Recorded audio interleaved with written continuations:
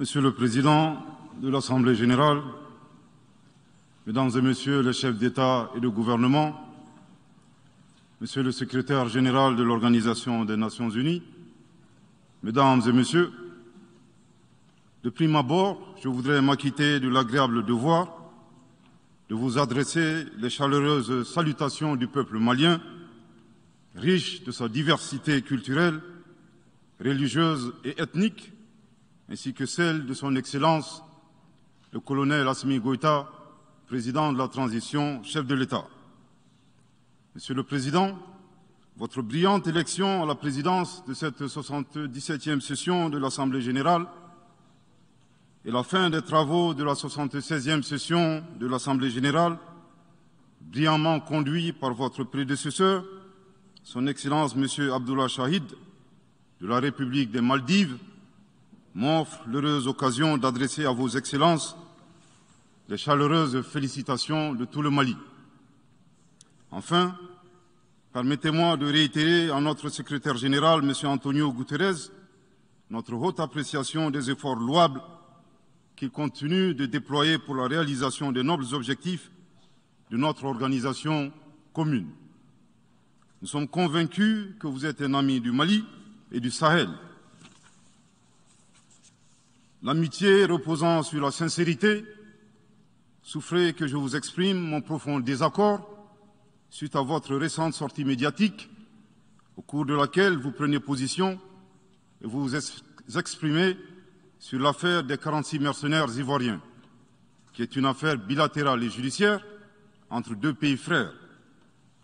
C'est évident que la qualification judiciaire des infractions liées à cette affaire ne relève pas des attributions du secrétaire général des Nations unies. Au Mali, notre administration ne travaille pas sur la base de l'oralité ni des déclarations par voie de presse. Par conséquent, nous nous en tenons scrupuleusement à la note verbale de la MINUSMA, la mission des Nations unies pour la stabilisation au Mali, référence MINUSMA PROT/NV 226/2022 du 22 juillet 2022, dans laquelle il ressort clairement qu'il n'existe pas de lien entre les 46 mercenaires et les Nations unies. Les récentes synchronisations des actions et l'harmonisation des éléments de langage consistant à faire passer le Mali, mon pays, de statut de victime à celui de coupable dans cette affaire des mercenaires sont évidemment sans effet. Excellence, Monsieur le Secrétaire général, votre position sur l'affaire des mercenaires a été suivie par certains responsables d'Afrique de l'Ouest. Donc, c'est sous votre couvert que nous leur adresserons des messages. À l'endroit du président en exercice de la CEDEAO, M. Umaro Sissoko Embalo, qui affirme, je cite, « On vient de voir avant-hier la déclaration du secrétaire général des Nations unies qui dit que ce ne sont pas des mercenaires. Moi, à la place des Maliens, j'aurais relâché ces 49 soldats. » Fin de citation. Je voudrais très respectueusement signifier à ce dernier qu'il existe un principe de subsidiarité, d'ailleurs au contour flou entre la CEDEAO et les Nations unies, et non un principe de mimétisme. Également, il est important de lui préciser que le secrétaire général des Nations unies n'est pas un chef d'État et le président en exercice de la CEDEAO n'est pas un fonctionnaire. Par conséquent, il serait indiqué qu'il ne banalise pas la CEDEAO. Enfin, il est utile de rappeler au président en exercice de la CEDEAO qu'au Mali, les autorités n'interfèrent pas dans les dossiers judiciaires et respectent l'indépendance de la justice. Donc, nous n'avons pas vocation à interpeller ou relâcher. Ceci relève de la fonction judiciaire. Aussi, M. Umaro Sissoko Embalo doit être conscient du fait qu'il est le dépositaire d'un lourd héritage et de plusieurs sacrifices qui ont fait la renommée de cette organisation. La dynamique ayant fait la grandeur de la CEDEAO ne doit pas être brisée. Par ailleurs, nous avons pris acte de la menace de sanctions proférées contre le Mali et loin d'être impressionnés par des sanctions, je voudrais signaler au président en exercice de la CEDEAO qu'à la fin de son mandat, les peuples ouest-africains le jugeront sur les efforts qu'il a fournis pour améliorer les conditions de vie des populations et non des shows médiatiques servant des agendas étrangers. À l'endroit de M. Bazoum, il remarquera que le gouvernement de la transition n'a pour le moment jamais réagi à ces propos injurieux pour deux raisons cumulatives.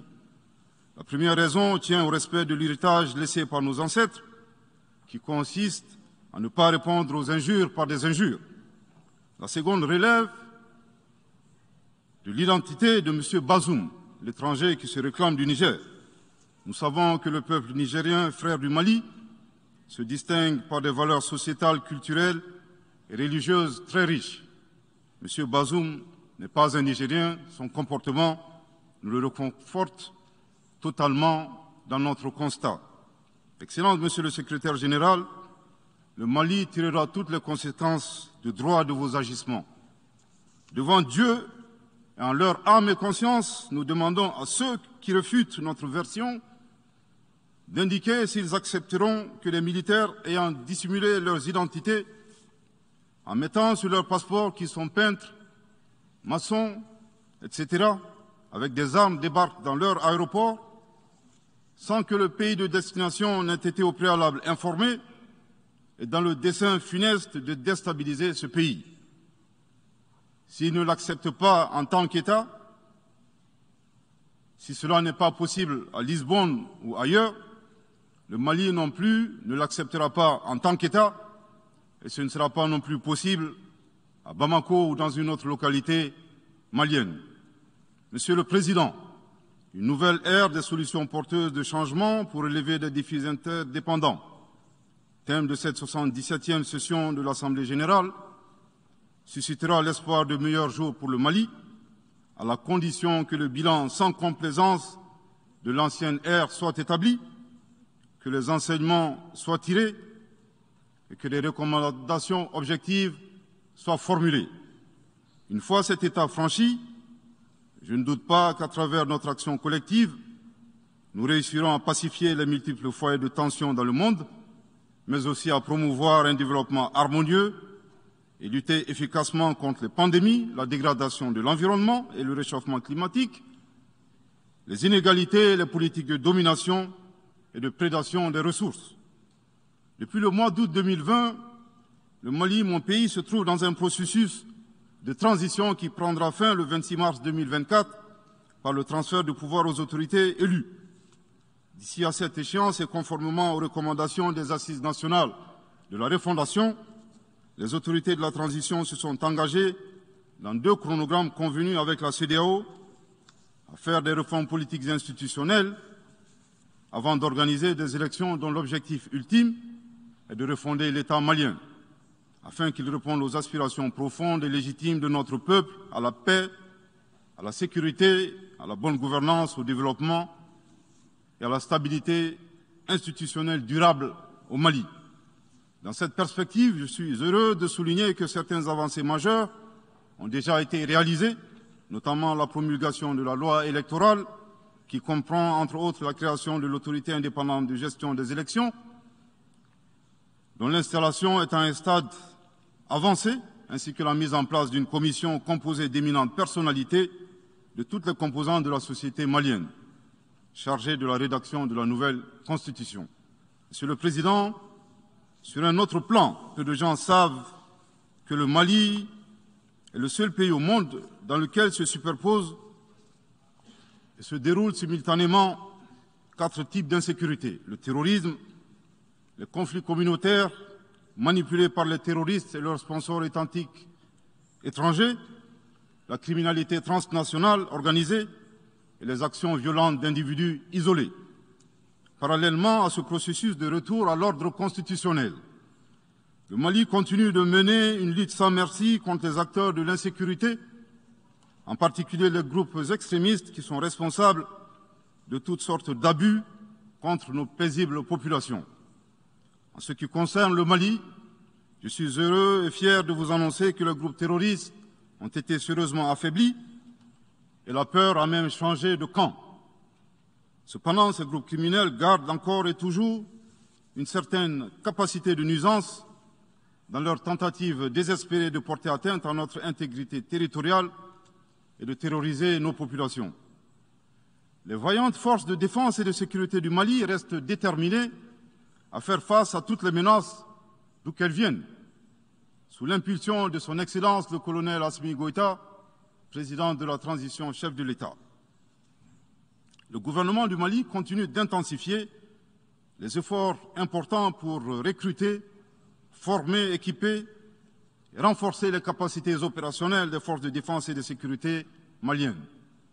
Je dois dire ici que les actions offensives menées jusque-là ont permis à nos forces de remporter des victoires décisives contre les forces obscurantistes. Elles ont également permis à l'État de reprendre pied et de réaffirmer son autorité sur une grande partie du territoire national, ainsi que de favoriser le retour de plusieurs milliers de nos compatriotes dans leur localité d'origine. Cependant, nous savons que la solution uniquement militaire ou sécuritaire a ses limites. C'est la raison pour laquelle, en appui à l'action militaire, le gouvernement du Mali s'est doté d'une stratégie globale et intégrée, comprenant des mesures politiques, sociales, de développement, y compris la fourniture des services sociaux de base à nos populations, durement affectées par la crise multiforme que nous traversons depuis janvier 2012, avec comme objectif la restauration de l'autorité de l'État sur l'ensemble du territoire national. Dans cette dynamique, le gouvernement du Mali a approuvé le 24 août dernier la stratégie nationale de stabilisation des régions du centre et son plan d'action 2022-2024. Cette stratégie traduit la volonté des autorités de la transition d'avoir une approche holistique de la stabilisation des régions du centre. Elle vise à faire du centre une zone stable et prospère où les communautés sont réconciliées et vivent en harmonie avec leurs voisins. Parallèlement, la mise en œuvre diligente et intelligente de l'accord pour la paix et la réconciliation au Mali, issu du processus d'Alger, demeure une priorité stratégique des autorités de la transition. En tant qu'instrument pacifique de résolution durable de crise que traverse le Mali dans sa partie nord, je dois dire que je suis particulièrement heureux des conclusions de la deuxième réunion de niveau décisionnel des parties à l'accord, tenue à Bamako du 1er au 5 août 2022. Cette importante réunion qui a regroupé les parties signataires et la médiation internationale a permis de lever certains obstacles afin de relancer le processus de mise en œuvre de l'accord. Poursuivant cette dynamique positive et progressive du processus de paix, la 6e réunion de haut niveau du comité de suivi de l'accord, CSA, s'est tenue à Bamako il y a à peine quelques semaines, le 2 septembre 2022. Cette session du CSA est un signal fort de la volonté des parties à s'engager dans une nouvelle dynamique en vue de parachever la mise en œuvre de l'accord. Je réaffirme ici notre attachement à ce processus, dont la réussite demeure l'une des conditions sine qua non de la stabilité durable du Mali. C'est le lieu pour moi de saluer une fois de plus le rôle actif de l'Algérie et l'accompagnement de l'équipe de médiation internationale. Je n'oublie pas ici la situation des réfugiés maliens dans les pays voisins, que je salue au passage pour leur hospitalité à l'égard des nôtres. Je n'oublie pas non plus celle de nos compatriotes déplacés internes. Je veux les rassurer que le gouvernement du Mali reste très attentif à leur situation précaire et que tous nos efforts visent à créer les conditions propices à leur retour dans la sécurité et la dignité en vue de leur participation effective à la vie de la nation. Monsieur le Président, dans sa difficile quête pour la paix, la stabilité et le développement durable, le peuple malien reste reconnaissant des efforts et des sacrifices consentis par la MINUSMA, de sa création en juillet 2013 à nos jours, visant à aider le Mali à restaurer son autorité sur l'ensemble de son territoire. C'est pourquoi je tiens à rendre hommage au nom du peuple et du gouvernement malien à la mémoire de toutes les victimes maliennes comme étrangères, civiles comme militaires, tombées sur le champ d'honneur au Mali. Cela dit, il nous faut reconnaître que près de 10 ans après son établissement, les objectifs pour lesquels l'aménagement a été déployé au Mali ne sont pas atteints, et ce, en dépit des nombreuses résolutions du Conseil de sécurité. C'est pourquoi le gouvernement du Mali réitère sa demande, maintes fois exprimée, d'un changement de paradigme, d'une adaptation de l'aménagement à l'environnement dans lequel elle est déployée et d'une meilleure articulation de cette mission avec les autorités maliennes. Dans cette perspective, il est extrêmement important pour la MINUSMA de rester une force d'appui au Mali dans sa quête de stabilité. Le gouvernement du Mali dénonce les influences extérieures négatives et les tentatives d'instrumentalisation de certaines entités légalement présentes au Mali pour servir des agendas cachés, y compris à travers l'exploitation de la question des droits de l'homme aux fins de déstabilisation. Monsieur le Président, le monde se souviendra qu'après avoir été abandonné en plein vol le 10 juin 2021 par la France, qui a unilatéralement décidé de retirer la force Barkhane du Mali, mon pays a été ensuite poignardé dans le dos par les autorités françaises. La précision est d'autant plus utile que nous refusons tout amalgame avec le peuple français que nous respectons. Les autorités françaises, profondément anti-françaises, pour avoir régné les valeurs morales universelles et trahi le lourd héritage humaniste des philosophes des Lumières, se sont transformées en une junte au service de l'obscurantisme. Je répète, les autorités françaises, profondément anti-françaises, pour avoir régné les valeurs morales universelles et trahi le lourd héritage humaniste des philosophes des Lumières, se sont transformées en une junte au service de l'obscurantisme. Je répète pour une dernière fois. Les autorités françaises, profondément anti-françaises, pour avoir régné les valeurs morales universelles et trahi le lourd héritage des philosophes des Lumières, se sont transformés en une junte au service de l'obscurantisme.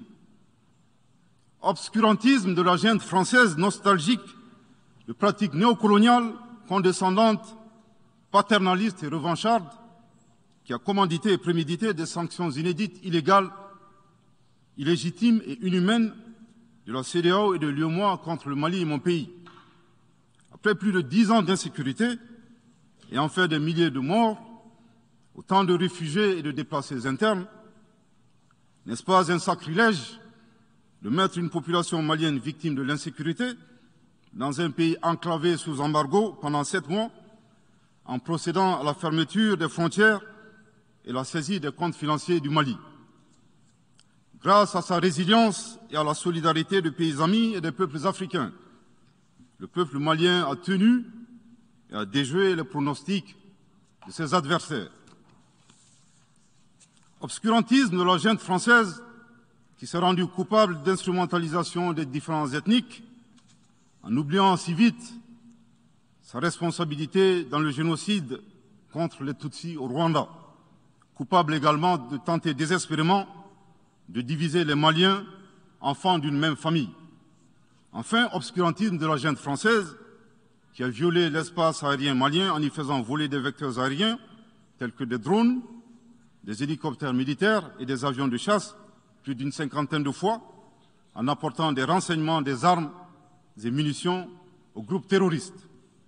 Afin de se donner une bonne conscience, la junte française accuse le Mali de n'avoir pas été reconnaissant en se gargarisant de la mort regrettable de 59 soldats français au Mali lors de diverses opérations de lutte contre le terrorisme.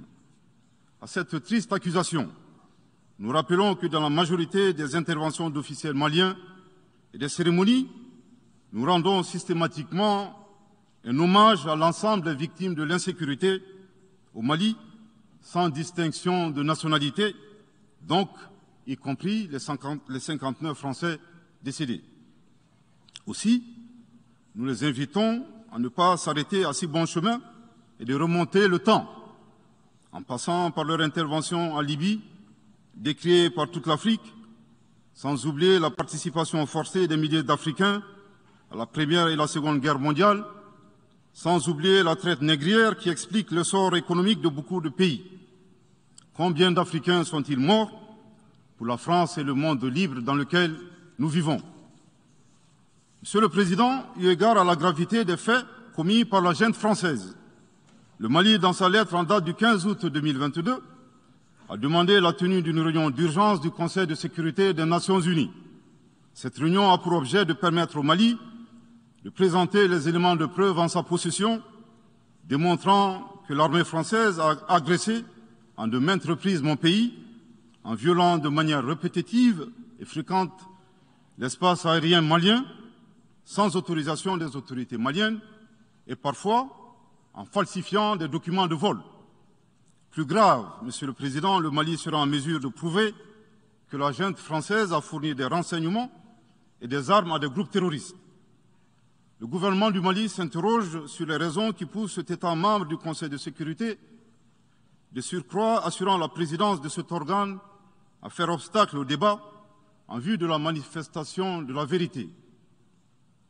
Le monde doit être édifié sur les faits graves qui se sont déroulés au Mali et qui sont à la base de l'aggravation de l'insécurité et de la déstabilisation du Mali et du Sahel. Par la saisine du Conseil de sécurité, le gouvernement du Mali entend mettre cet important organe chargé à titre principal du maintien de la paix et de la sécurité internationale face à ses responsabilités et dénoncer les agissements de la junte française contre mon pays. Ces actes hostiles sont incompatibles avec la Charte des Nations Unies et son statut de membre permanent. Il y va de la crédibilité de notre mécanisme commun, de l'efficacité de la lutte contre le terrorisme, mais surtout, il y va de l'intégrité de l'Organisation des Nations Unies, qui repose entre autres sur le respect des engagements internationaux, de la légalité internationale et de la Charte des Nations Unies. Monsieur le Président, il semble opportun pour le Mali de demander votre implication personnelle auprès du Conseil de sécurité des Nations Unies afin que notre demande aboutisse pour que cesse la duplicité et la guerre par procuration imposée à mon pays. Monsieur le Président, dans la lutte contre le terrorisme et l'extrémisme violent, le gouvernement du Mali est fortement interpellé sur la question des droits de l'homme. Je tiens à souligner que les droits de l'homme constituent avant tout des valeurs qu'incarne chaque Malien. Aussi, le gouvernement du Mali reste déterminé à les respecter et à les faire respecter, conformément à sa politique de tolérance zéro contre l'impunité. Et cela par fidélité à nos valeurs ancestrales inscrites dans la charte de Kouroukanfouga, proclamée en 1236 par l'empereur du Mali, Soundiata Keïta. Le Mali, berceau de grandes civilisations, héritier de grands empires, terre de brassage, d'hospitalité et de tolérance, fait de la promotion et de la défense des droits de l'homme une priorité nationale. C'est pourquoi je réaffirme avec force que les opérations militaires des forces de défense et de sécurité du Mali sont conduites dans le strict respect des droits de l'homme et du droit international humanitaire. Cependant, comme je viens de le souligner, le gouvernement du Mali s'oppose avec véhémence à l'instrumentalisation de la question des droits de l'homme à des fins politiques, de positionnement, voire de chantage ou d'intimidation. De même, nous regrettons la sélectivité observée entre les droits des populations dont des villages entiers sont massacrés et rasés, qui ne suscitent presque pas d'indignation particulière, et la manipulation communicationnelle faisant passer des terroristes neutralisés sur le champ de bataille pour des civils innocents. Monsieur le Président, pour terminer, je dirais que le peuple malien a décidé de prendre son destin en main. Il soutient pleinement le gouvernement dans la refondation du Mali, ainsi que le retour à un ordre constitutionnel apaisé et sécurisé en mars 2024, à l'issue d'élections libres, transparentes et crédibles. La réalisation de ces vastes chantiers exige du gouvernement de poursuivre et d'intensifier les efforts en vue de l'amélioration continue de la situation sécuritaire dans le pays et de la protection des personnes et de leurs biens.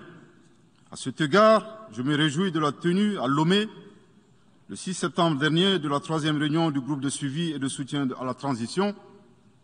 Les conclusions de cette importante rencontre, notamment la reconnaissance des progrès réalisés par la transition et les appels lancés en faveur de la mobilisation de tous les partenaires du Mali pour consolider leur appui politique, économique, technique et financier à la République du Mali, ainsi que pour soutenir les efforts des autorités de la transition du Mali en vue d'un retour harmonieux à l'ordre constitutionnel.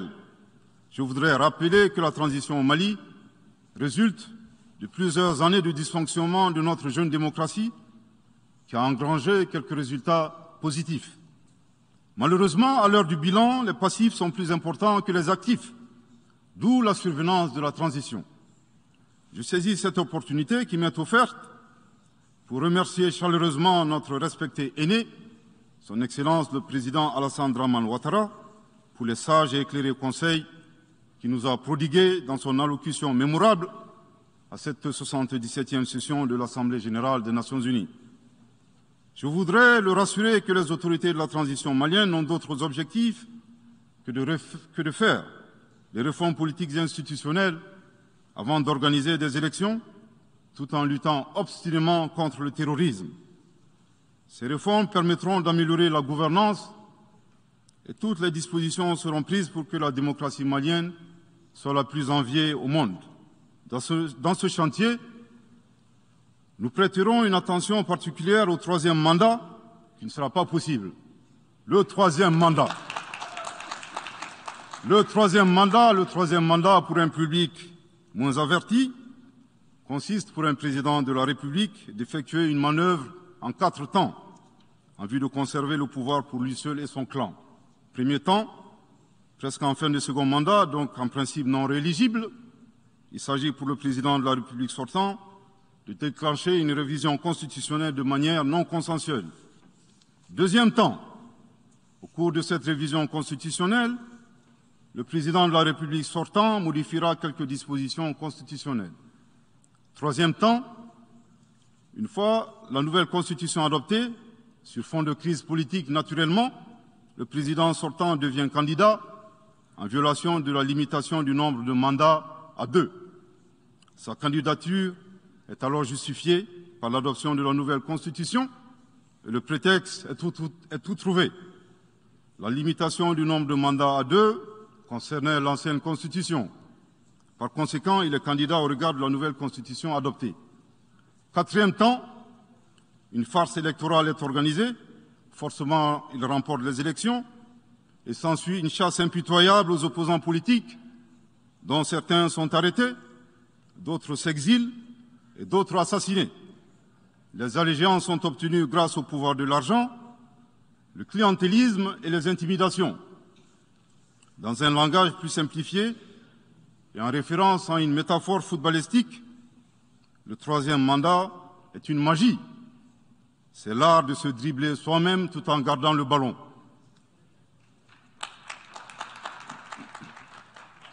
Excellence, Monsieur le Président Ouattara, vos conseils nous rappellent la triste histoire du chameau qui se moque de la bosse du dromadaire. Malgré les efforts tangibles de la transition malienne, dans la mise en œuvre des chronogrammes des réformes politiques et institutionnelles et celui des élections, salués par la communauté internationale, Madame la ministre des Affaires étrangères de la junte française, à qui le Mali n'a pourtant rien demandé, a estimé qu'il n'y avait pas eu de progrès, oubliant que nul ne peut aimer le Mali plus que les Maliens eux-mêmes. Sa position singulière et son adversité ne nous surprennent guère. Victor Hugo, dans Claude Gueux, a classé le genre humain en 2 catégories, en indiquant, je cite, qu'il y a des hommes qui sont fers et des hommes qui sont aimants. Fin de citation. Madame le ministre, dont il s'agit malheureusement, n'est ni fer, ni aimant, elle est hideusement sui generis. Devant l'incertitude et les situations étrangères, le peuple malien adopte une attitude prudente. C'est ce que l'écrivain et le sage Amadou Hampâté-Bâ met en relief en conseillant dans l'étrange destin de Wangrin que, je cite, « Si observer est une qualité, savoir se taire préserve de la calamité ». Fin de citation. Madame le ministre de la junte française, le Mali vous conseille de vous contenter d'observer sa situation. C'est l'occasion pour moi de saluer les relations de coopération exemplaires et fructueuses entre le Mali et la Russie, tout en réaffirmant que le Mali reste ouvert à tous les partenaires qui souhaitent l'aider à relever les défis multiples qui l'assaillent, dans le respect strict de sa souveraineté, de son unité et de la dignité du peuple malien. Le Mali rappelle que, conformément à la vision du colonel Assimi Goïta, président de la transition chef de l'État, 3 principes guident l'action publique nationale. Premier principe, le respect de la souveraineté du Mali. Deuxième principe, le respect des choix stratégiques et de partenaires opérés par le Mali. Troisième principe, la prise en compte des intérêts vitaux du peuple malien dans les décisions prises. En application de ces principes, le Mali reste disposé à poursuivre et à renforcer ses relations de bon voisinage avec l'ensemble des pays qui l'entourent. De même, le Mali, fidèle à son engagement panafricain, continuera à œuvrer au sein des organisations sous-régionales et régionales pour la réalisation de l'intégration africaine. Également, l'atteinte des objectifs de la transition requiert l'accompagnement de l'ensemble des partenaires du Mali, y compris les Nations Unies. J'en appelle donc aux amis du Mali à rester mobilisés aux côtés du gouvernement en vue de l'aider à relever ensemble ces défis importants. Pour la grande majorité des États du monde, convaincus par le respect mutuel et le partenariat gagnant-gagnant, je leur garantis que les portes du Mali leur sont grandement ouvertes et les Maliens les accueilleront les bras ouverts.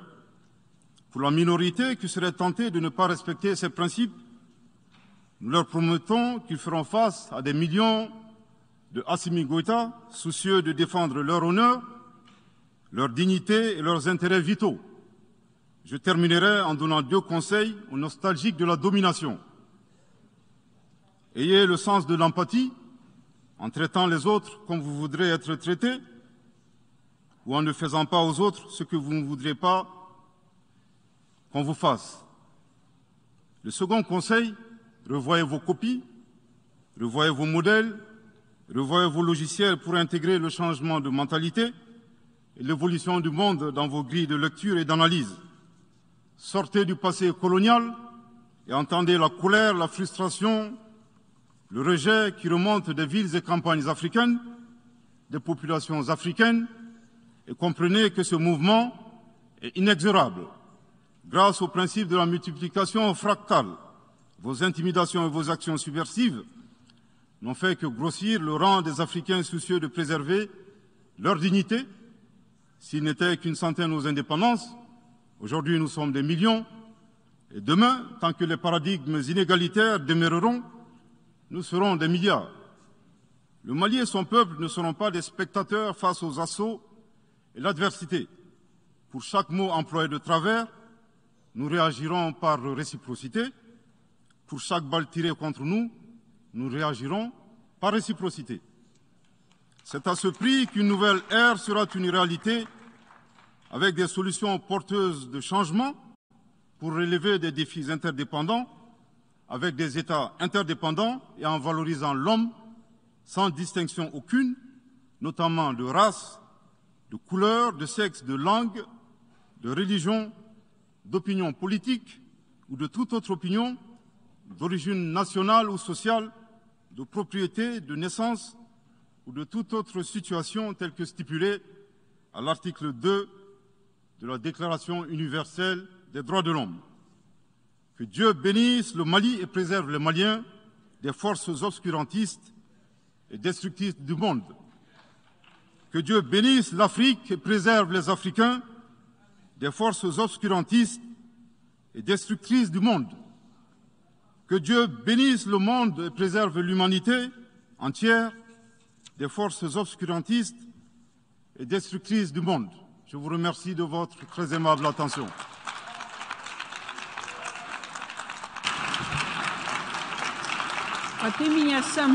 Au nom de l'Assemblée générale, permettez-moi de remercier le Premier ministre par intérim de l'Excellence du Mali pour la déclaration qu'il vient